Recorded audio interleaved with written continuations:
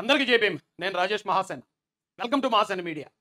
ఈ మధ్య చాలామంది నాకు ఫోన్లు చేయటం, కామెంట్లు పెట్టడం, రాజేష్ అన్న మీకు ఏ పదవి వస్తుంది, ఏ పదవి ఇస్తున్నారు, మీకు ఇంకా ఆలస్యం అవుతుంది ఎందుకని చాలామంది నాకు టచ్లోకి వస్తున్నారండి. కొంతమంది అయితే చాలా బాధపడుతున్నారు కూడా. అయితే వాళ్ళందరికీ ఒక చిన్న క్లారిటీ ఇవ్వాలని నేను ఈ వీడియో రూపంలో మీ ముందుకు వచ్చాను. రాజకీయం అంటే ఇది ఓన్లీ కనబడే శత్రువుతోనే కాదండి, కనబడని శత్రువుతో కూడా పోరాడాల్సిన పరిస్థితులు చాలా ఉంటాయి. ఎందుకంటే కొంతమంది శత్రువులు మనకు డైరెక్ట్ కనపడతారు, కొంతమంది కనపడరు. ప్రతి ఒక్క నిమిషం కూడా ఎత్తులు పై ఎత్తులు వేస్తూనే ఉంటారు. అయితే మీకు ఒక చిన్న ఉదాహరణ చెప్తాను. నేను గతంలో ప్రైవేట్ కంపెనీలో పనిచేసేవాడిని. ఆ ప్రైవేట్ కంపెనీలో నేను చేసిన వర్క్ వల్ల, నెల రోజుల్లో నేను చేసిన వర్క్ వల్ల దాదాపు ఆ కంపెనీకి 10 నుంచి 15 లక్షల లాభం వచ్చేది. నా ఒక్కడి మీదే చాలా బాగా చేసేవాడిని. నాకు ఇచ్చే శాలరీ అప్పుడు 2014, 13 ఆ టైంలో 10,000. అలాంటి నన్ను నా వల్ల కంపెనీ అంత లాభపడుతుందని తెలిసినా కూడా మధ్యలో ఉండే ఒక మేనేజరు అతనికి నచ్చినట్టు నేను లేననే ఉద్దేశంతో ఆ ఉద్యోగం తీసాడు. నేను అడిగాను, ఏమంటే నా వల్ల కంపెనీకి ఇంత మేలు జరుగుతుంది కదా, ఇంత లాభం వస్తుంది కదా అంటే, ఎవడో ఓనర్కి వస్తే నాకేంటి, వస్తే వస్తుంది లేకపోతే లేదు, ఓనర్కి ఇదేం లెక్క కాదు, నువ్వు నేను చెప్పినప్పుడు చేయలేదు కాబట్టి నువ్వు నాకు నచ్చలేదు కాబట్టి తీసేస్తున్నాను అన్నాడు. సేమ్ ఇది ప్రతి సెగ్మెంట్లోనూ ఇదే జరుగుతుందండి. ఇప్పుడు నేను పార్టీలో ఉన్నాను. నేను పార్టీలో ఉండటం వల్ల ఆ పార్టీకి నేను ఎంతవరకు మేలు చేయగలుగుతాను, ఆ పార్టీకి నా వల్ల ఎంత ఉపయోగపడుతుంది, నేను ఆ పార్టీకి ఎంత ఉపయోగపడగలను అనేది నాకు తెలుసు, పార్టీ అధ్యక్షులకు తెలుస్తుంది. కానీ మధ్యలో ఉన్న కొంతమంది ఏం చేస్తారంటే, వీడి వల్ల పార్టీకి ఎంత ఉపయోగం అయితే నాకేంటి, నాకేమన్నా వీడి వల్ల ఉపయోగం ఉందా లేదా, లేకపోతే కనుక నేను అనేవాళ్ళు కూడా ఉంటారు. ఇది ఒక్క తెలుగుదేశం పార్టీయే కాదండి, అన్ని పార్టీల్లోనూ ఇదే తంతు. మీకు ఉదాహరణ చెప్తాను. నేను జగన్మోహన్ రెడ్డి గారి కోసం పనిచేశాను 2019లో. ఆయనే పిలిచాడు నన్ను. పాయింట్ నోట్ చేయండి. చాలామంది అంటారు, ఆ రాజేష్కి ఏమీ లేదు, రాజేష్ నోటితోలా, రాజేష్ వాళ్ళని తిడతాడు, ఎలా తిడతాడు, ఇలాంటి మాటలు చాలామంది విమర్శిస్తూ ఉంటారు. కానీ అదేంటో నాకు తెలీదు. ఆ రోజున కాబోయే సీఎం అప్పుడు జగన్మోహన్ రెడ్డి పిలిచాడు. అతని కోసం పనిచేసినప్పుడు కూడా చాలా హార్ట్ఫుల్గా పనిచేసామండి. అతని నుంచి ఏమీ ఎక్స్పెక్ట్ చేయలేదు. కేవలం ఒక హామీ మాత్రం ఎక్స్పెక్ట్ చేసాం. ఆ హామీ తీసుకుని ఇది ఎస్టీలు, క్రిస్టియన్స్, ముస్లింలు వాళ్ళ మీద కులం పేరుతో, మతం పేరుతో కొంచెం అవమానాలు జరుగుతున్నాయి, వాళ్ళకు కొంచెం అండగా ఉండండి అనే హామీ అడిగాం అతన్ని. అతను ఓకే అన్నాడు, పనిచేసాం. నిజంగా ఆ రోజు అతన్ని లోటస్ పాండ్లో కలిసినప్పుడు అతను మాతో మాట్లాడిన మాటలకి చాలా ఇంప్రెస్ అయిపోయాం. మేమైతే నమ్మాం అతన్ని. నమ్మిన తర్వాత అతనే మమ్మల్ని వద్దనుకున్నాడు. అతను ఎప్పుడైతే సీఎంగా గెలిచిన తర్వాత అతను చెప్పిన దానికి రివర్స్లో వెళ్ళిపోవటం, క్రిస్టియన్ ఆస్తులు కబ్జా చేయటం, ముస్లింలకు వ్యతిరేకంగా పార్లమెంట్లో ఓటేయటం, ఎస్సీల మీద దాడులు, హత్యలు జరుగుతున్న ఆ నేరస్తులను పక్కన కూర్చోబెట్టుకోవటం, ఇవన్నీ చూసి చాలా తొందరగానే నేను రియలైజ్ అయిపోయానండి. మొట్టమొదటి నేనే కనిపెట్టాను అనుకున్నాను, జగన్మోహన్ రెడ్డి స్వార్థపరుడు, భయస్థుడు. ఈ 2 లక్షణాలు ఒక మనిషిలో ఉంటే చాలా డేంజర్ అండి. ఎందుకంటే చాలామంది అనుకుంటారు, పలానోడు మర్డర్ చేస్తాడంటే అయ్యి బాబు పెద్ద ధైర్యవంతుడేమో అని. మర్డర్లు చేసేవాళ్ళు, లేకపోతే అలాంటి తప్పులు, నేరాలు చేసేవాళ్ళు అందరూ కూడా అయితే స్వార్థపరుడు అవుతాడు, లేదంటే పిరుకోడు అవుతాడు. ఆయన నన్ను ఎక్కడైతే చంపేస్తాడని భయంతో ముందే చంపేస్తాడు, భయస్తుడు. ధైర్యవంతుడు అలా ఉండడు. జగన్మోహన్ రెడ్డిలో నేను చూసింది అదే, స్వార్థం, విపరీతమైన స్వార్థం. ఆయన తప్ప, ఆయన భార్య పిల్లలు తప్ప ఇంకెవ్వరూ అక్కర్లేదు ఆయనకి. వాళ్ళు బాగుండాలంతే, మిగతా వాళ్ళు ఎలా నాశనం అయిపోయినా పర్లేదు, ఆయన మాత్రం అధికారంలో ఉండాలి. ఇక ఇది ఇతను నాయకుడు. ఎలా నాయకుడు అంటే, మనం ఏమైపోయినా పర్వాలేదు, మనకు ఒకవేళ అన్యాయం జరిగినా పర్లేదు, మనల్ని నమ్ముకున్న వాళ్ళకి న్యాయం చేయాలనుకోవాలి కదా. అది గమనించి నేను ఎప్పుడు 2020లో అనుకుంటాను వచ్చేసాను. నన్ను ఎప్పుడు అరెస్ట్ చేశారంటే అండి, మార్చి 2, 2020 అరెస్ట్ చేశారు. చూడండి, 2 మార్చి 2020. ఆ రోజున అరెస్ట్ చేస్తే నా భార్య పిల్లల రోజు ఏడుస్తూ ఉన్న వీడియో ఏదో గూగుల్లో పెట్టాను. మార్చి 2, 2020లోనే. ఇంకా చెప్పాలంటే ఎవరు, మన రఘురామరాజు గారిని దీన్ని ఎప్పుడు అరెస్ట్ చేశారండి, 2021 మే 14వ తారీఖు. అంటే నా తర్వాత 1 ఇయర్ తర్వాత రఘురామకృష్ణరాజు గారిని అరెస్ట్ చేశారు. అంటే ఆయనకన్నా సంవత్సరం ముందే మొదలుపెట్టాను పోరాటం నేను జగన్ మీద. ఈ సంవత్సరం ముందే అంటే 2020 నుంచి అతని మీద పోరాడుతూ వస్తూనే ఉన్నాను.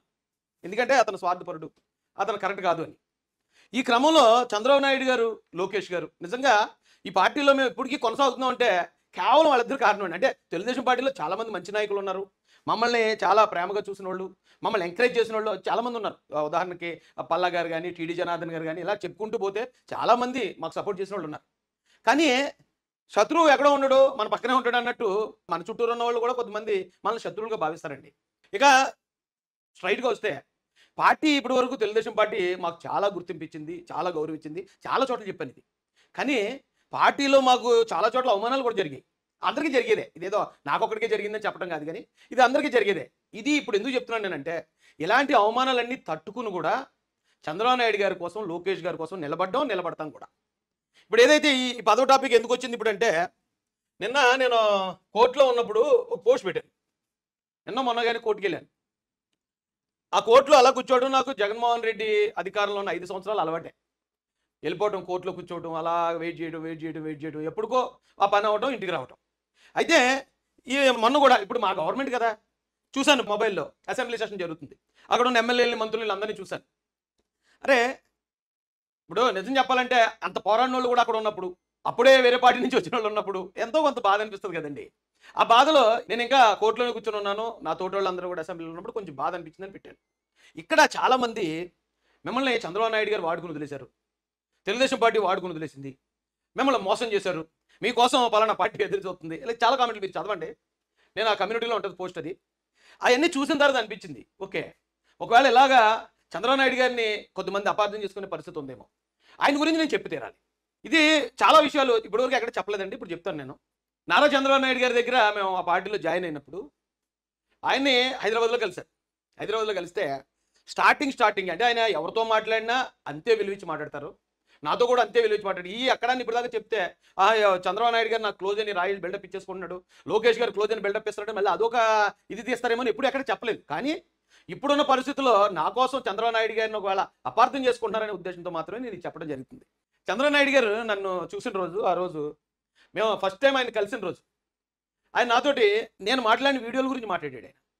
నువ్వు పలానా రోజు ఈ వీడియో మాట్లాడావు, చాలా బాగా మాట్లాడావు అమ్మా, పలానా రోజు ఇది చేస్తున్నావు, ఇది సోర్సులన్నీ ఎక్కడ గ్యాదర్ చేస్తున్నావు, చాలా బాగా ఫైట్ చేస్తున్నావు, నేను చాలా ఇబ్బంది పెట్టింది వైసీపీ గవర్నమెంట్, నువ్వు ఒకే పని చేయి, ఇక్కడ ఎన్టీఆర్ భవన్ ఉంది, హైదరాబాద్లో ఎన్టీఆర్ భవన్లో ఇన్ఛార్జిగా ఉండు, నువ్వు మొత్తం ఇక్కడ షిఫ్ట్ అయిపో, హైదరాబాద్ షిఫ్ట్ అయిపోయి నువ్వు ఎన్టీఆర్ భవన్కి ఇన్ఛార్జిగా ఉండు, ఇక్కడ ఆల్రెడీ ఇద్దరు ఉన్నారు పెద్దలు, వాళ్ళతో పాటు మూడో వాడిగా నువ్వు అక్కడ ఉండన్నారు. అదేమన్నా మామూలు అవకాశం అండి? అంటే ఒక వ్యక్తిని చూసిన వెంటనే నాకు ఆ బోళశంకరుడు అన్నమాట ఎందుకు పెట్టాను ఇక్కడంటే, పురాణాల్లో మనం కథల్లో కానీ సినిమాల్లో కానీ చదివినప్పుడు అవతలోడు ఎలాంటివాడైనా సరే అతను కనుక తపస్సు చేస్తే పరమశివుడు వచ్చి అది ఎవరు ఏంటి ఎందుకు చేస్తున్నాడని కూడా ఆలోచించేటట్టండి, వెంటనే వరం ఇచ్చేయడమే. అలాంటి బోళాశంకరుడు చంద్రబాబు నాయుడు గారిలో కనపడుతున్నా. అయితే ఎన్టీఆర్ భవన్కి ఇన్ఛార్జ్ ఇచ్చారు.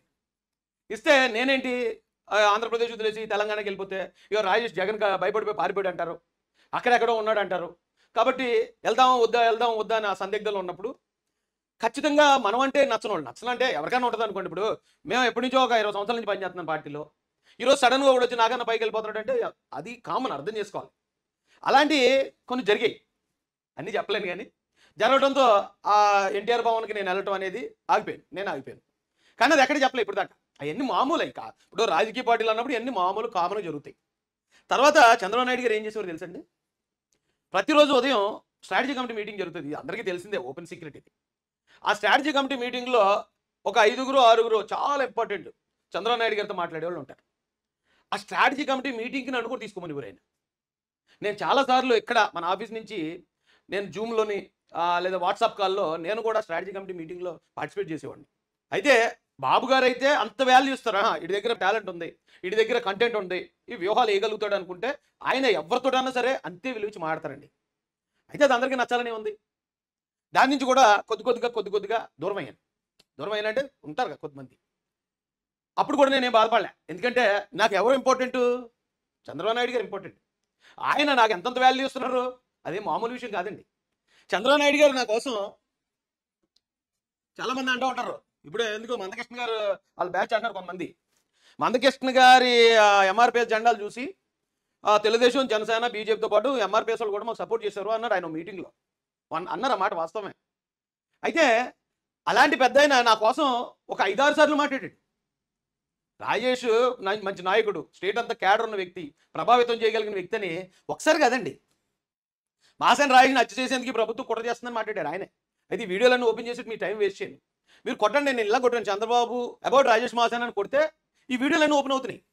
నేను ఇప్పుడే చూశాను ఇవన్నీ. రాజేష్ మాసేనకి ఏమైనా జరిగితే మిమ్మల్ని ఎవరో కాపాడలేరు. నారా చంద్రబాబు నాయుడు గారే ఒక మీటింగ్లో మాసేన రాజేష్కి టీడీపీ అన్ని విధాలు అండగా ఉంటుంది. నేను మాట్లాడి అయితే కొన్ని వేలు ఉంటాయిలేండి ఆయన గురించి నేను మాట్లాడి. మాసేన రాజేష్ పై చంద్రబాబు మాటల్లో ఏబిఎన్ వాళ్ళు వేశారండి. మాసేన రాజేష్ దమ్మున్న నాయకుడు, పెద్ద ఆయన అంతంత మాటలు నిన్నగాక మొన్న రాజకీయాల్లోకి వచ్చిన నాలాంటి కోసం, దానికోసం ఆయనకి ఎంతైనా మనం రుణపడి ఉండొచ్చు అనిపించిందండి నాకైతే. అయితే ఈ క్రమంలో ఈయనొకరు తండ్రికి తగ్గ తనయుడు అంటారు కదండి, నారా లోకేష్ గారు. ఎక్కడో పెద్ద మీటింగ్లు జరిగితే ఆ మీటింగ్ నన్ను రికమెండ్ చేసేవాళ్ళు లేరు పార్టీలో.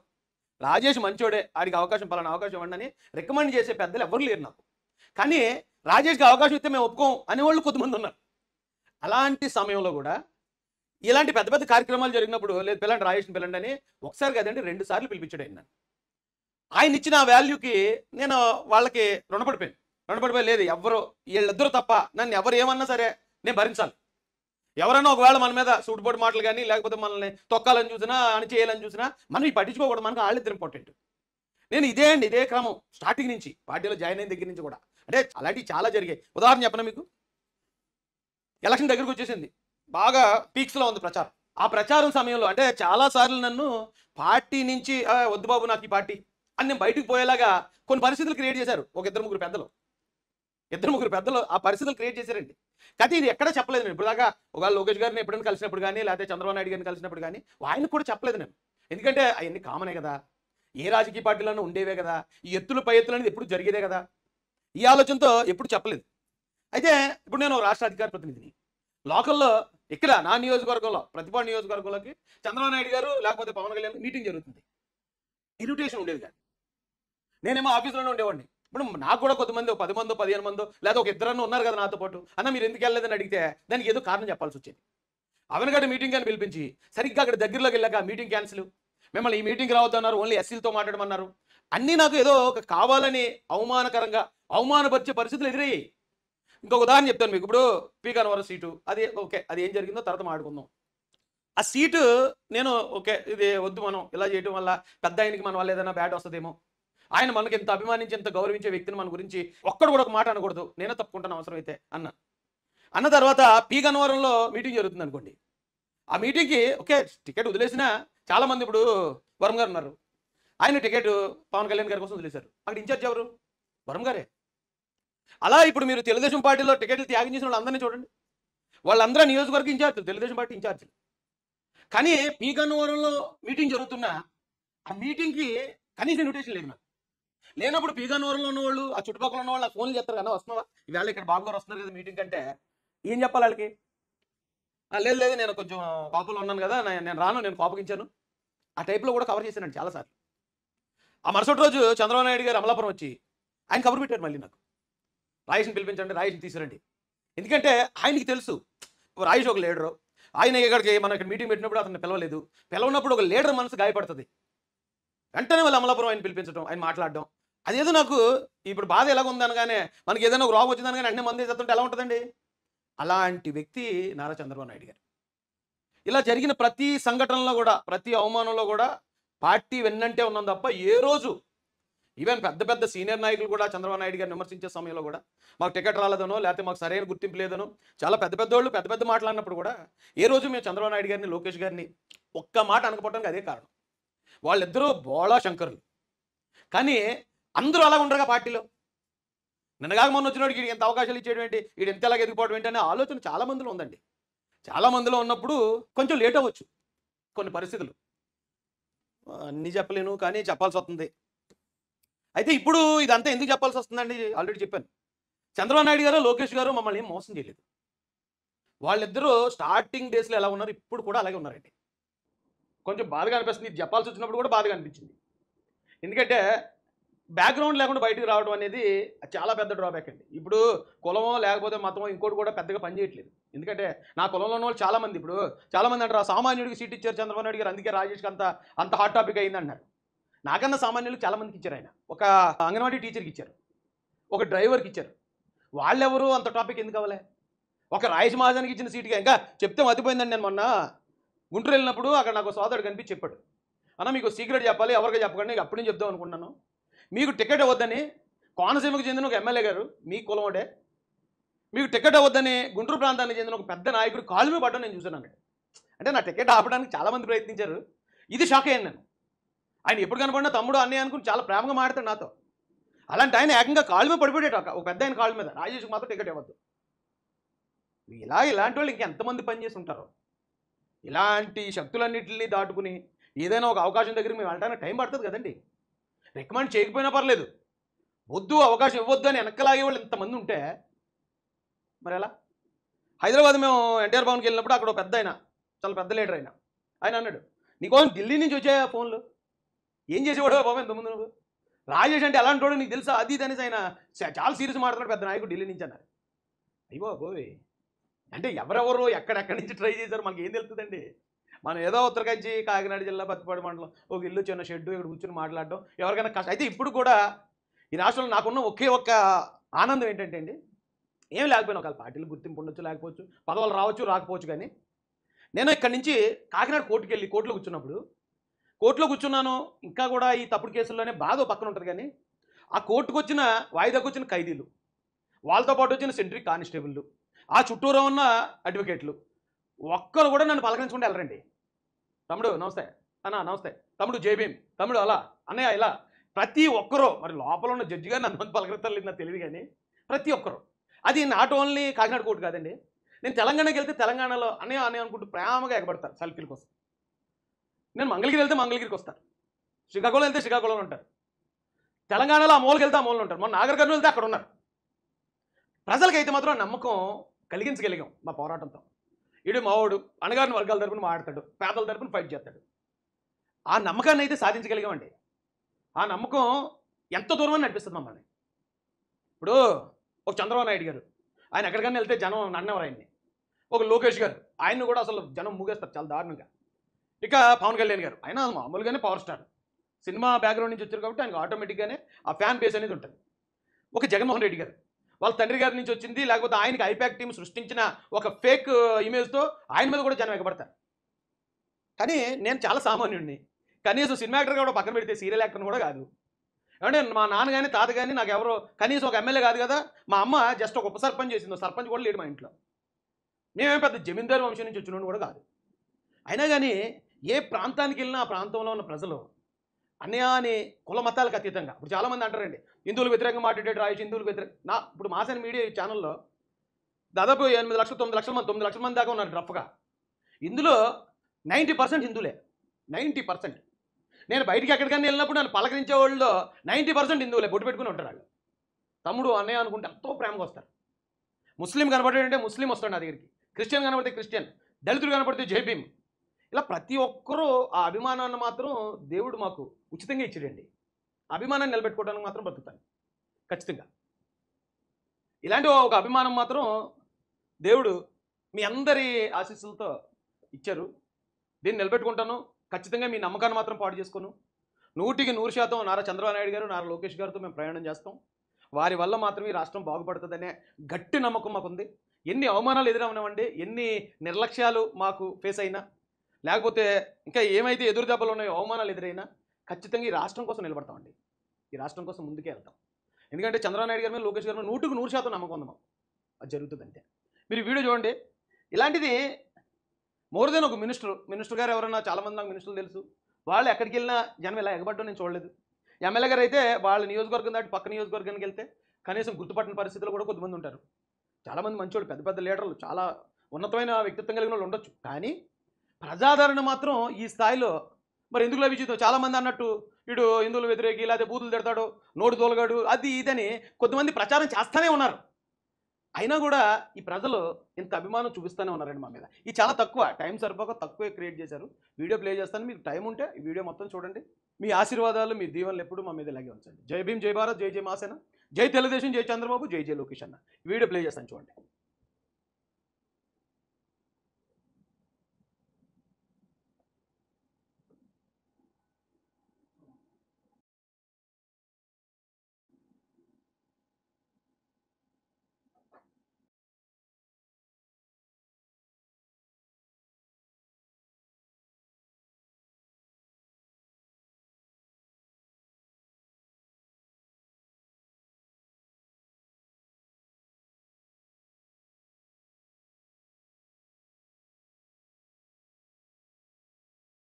వేరువేరు ప్రాంతాల్లో అండి. ఇది నిడదవోలులో, ఇంతకుముందు చూపించిందేమో కాకినాడలో. ఎక్కడికి వెళ్ళినా అభిమానం మాత్రం ఏదో ఒక నమ్మకం. ఇది ఎక్కడ ఒంగోలు అంటే కందుకూరు అనమాట అండి. కందుకూరు అంటే ఇప్పుడు నేను ఉండే ఏరియాకి దాదాపు 500-600 కిలోమీటర్లు వస్తుంది. అది మేము ఉండే ఏరియాకి ఆ చివర అనమాట అండి. ఈ రాష్ట్రంలో ఈ చివర మేము ఉంటే ఆ చివర కందుకూరు. ఆ కందుకూరులో కూడా అంతమంది అభిమానించారు. ఇది గన్నవరంలో నేను వెళ్ళినప్పుడు హిందువులు నేను వ్యతిరేకిస్తున్నారు, అది చేస్తున్నారు, ఇది చేస్తున్నారు అన్నారు. కానీ అక్కడ చూడండి ఎంత అందులో ఉన్న వాళ్ళు అందరూ మెజారిటీ హిందువులే కదా. ఒక ఎమ్మెల్యే గెలిచిన ఎమ్మెల్యేకి కూడా అంతమంది వెళ్ళరేమో, అయిన వెళ్ళి వినాయక టెంపుల్కి వెళ్ళినప్పుడు అనమాట అండి అది. ఇలాంటి ఎన్నో కొన్ని వందల కార్యక్రమాలు చేస్తుంటాం మేము. కొన్ని వందల కార్యక్రమాల్లో కొన్ని వేల మంది అలాగా మాతోటి ఇంట్రాక్షన్ అయ్యి ఉంటుందండి. ఇంతకు మించిన పదవి ఏముంటుంది చెప్పండి? ఇంతకు మించిన ఆశీర్వాదం ఏముంటుంది? ఇప్పుడు జనరల్గా పదవి వస్తే ఏమొస్తుందండి? కొత్తగా గౌరవం వస్తుంది, లేదా ఎక్కడికన్నా వెళ్ళినప్పుడు అక్కడ వచ్చిన జనం ఆ గుర్తింపు వస్తుంది, లేదా కొన్ని డబ్బులు కూడా వస్తాయేమో, అంతే. ఆ డబ్బులు అనేది ఒకటి తప్ప మిగతా అన్ని దేవుడు మనకి ఇచ్చారు. చంద్రబాబు నాయుడు గారు, లోకేష్ గారు లాంటి గొప్ప నాయకుల్ని రాష్ట్రానికి ఇచ్చారు. రాష్ట్రం బాగుపడతా ఉంటే చూసి ఆనందిందామండి. వాళ్ళు బాగు చేస్తూ ఉంటే వాళ్ళకి సపోర్ట్ చేద్దాం. ఇది అమలాపురం అంబేద్కర్ గారి పేరు పెట్టాలని అమలాపురంలో జరిగిన మీటింగ్. ఆ రోజు అసలు చచ్చిపోతాను అనుకున్నాను నేను. అంతలాగా పట్టుకుని ఇది చేసేసారు అక్కడ తమ్ముళ్ళు. వాళ్ళ నుంచి పరిగెట్టుకుంటూ పారిపోయానండి ఆ రోజు. ఇది మంగళగిరి పార్టీ ఆఫీసులో మాల ఆత్మీయ సమ్మేళనం.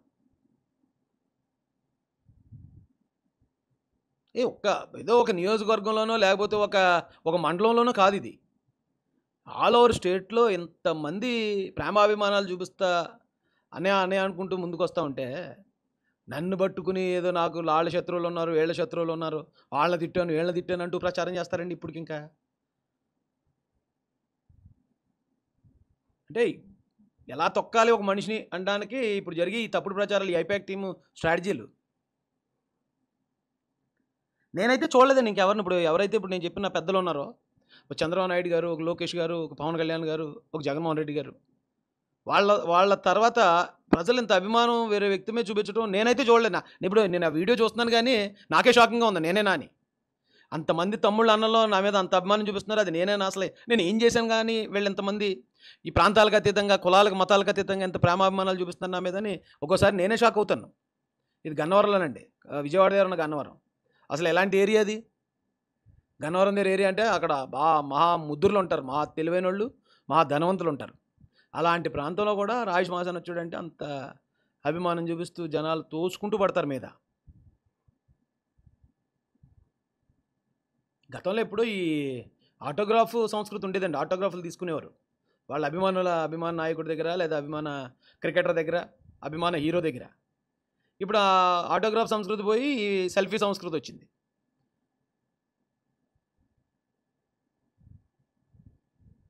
నాతోటి ప్రత్యేకంగా ఒక 14 నుంచి 20 మంది నాతో పాటు ఒక టీం వస్తారండి మహాసేన నుంచి.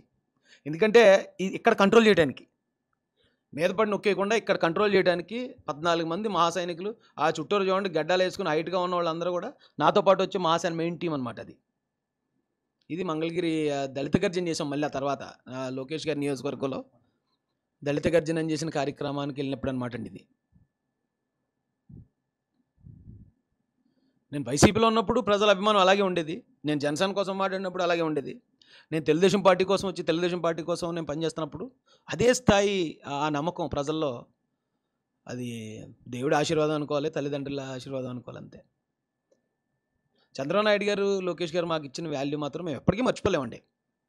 ఎవరు ఎన్ని ఇది చేసినా, ఎవరు ఎంత కుట్రలు చేసినా, పార్టీకి దూరం చేద్దామనో లేకపోతే మాకు అవమానాలు ఇంటెన్షనల్గా జరిగించినా వాళ్ళ మీద మాకు నమ్మకం ఉంది. ఇది పార్టీలో నేను జాయిన్ అయినప్పుడు అనమాట అండి. తెలుగుదేశం పార్టీలో చంద్రబాబు నాయుడు గారి హయాంలో జాయిన్ అవ్వడానికి వెళ్ళాం.